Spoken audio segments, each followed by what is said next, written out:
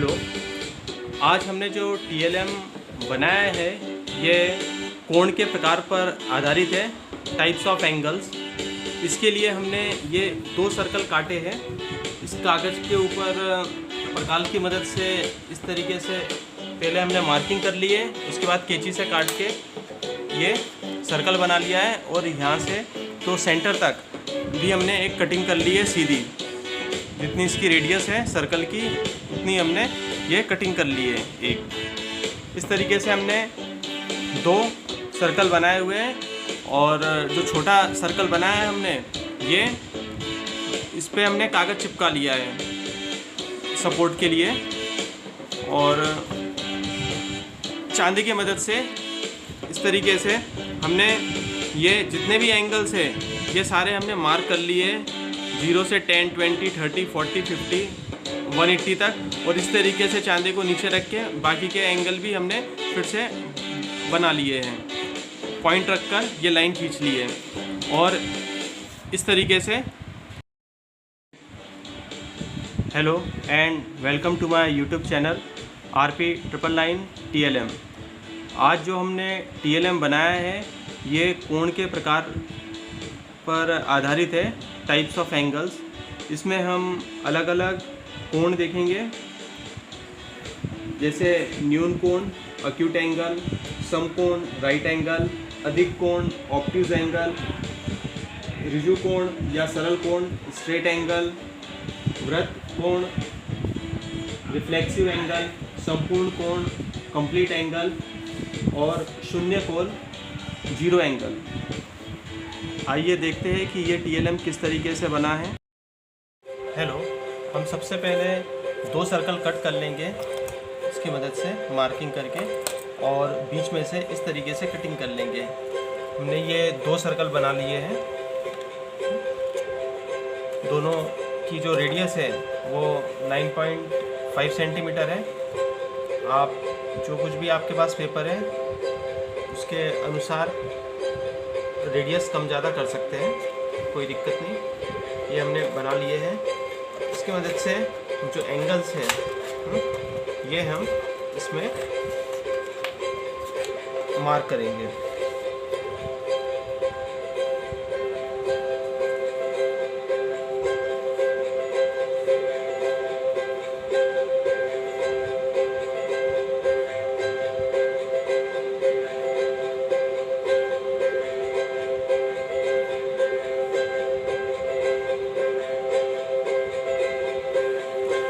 और स्केल की मदद से ये जो एंगल है ये हम आगे तक इस तरीके से ले लेंगे।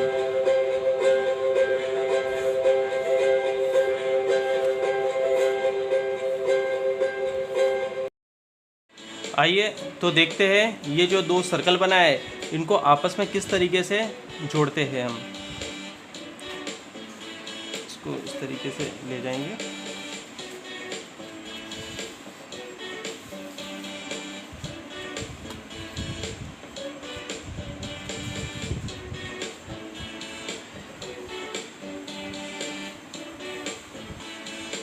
ये इस तरीके से ये सर्कल घूमता है। आइए पीछे किस तरीके से दिखता है ये भी हम एक बार दिखाते रहे आपको।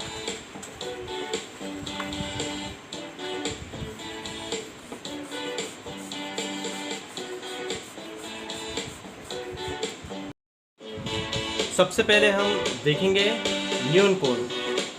जिस कोण का मान 90 डिग्री से कम हो तथा 0 डिग्री से अधिक हो उसे न्यून कोण कहते हैं। मतलब 0 डिग्री से अधिक हो और 90 डिग्री से कम हो वो न्यून कोण में आएगा।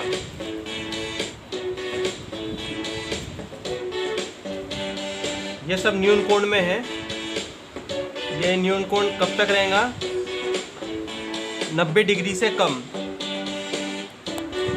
तो ये सब न्यून कोण में आएंगे, जैसे 1 degree, 2 degree, 10 degree, 25 degree, 35 degree, 65 degree, up to 89 degree तक।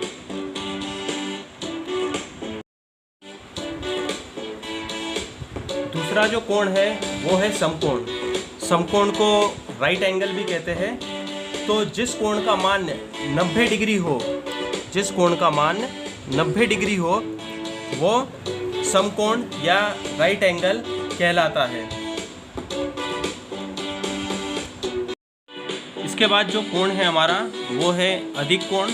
अधिक कोण को ऑब्ट्यूज एंगल भी कहते हैं।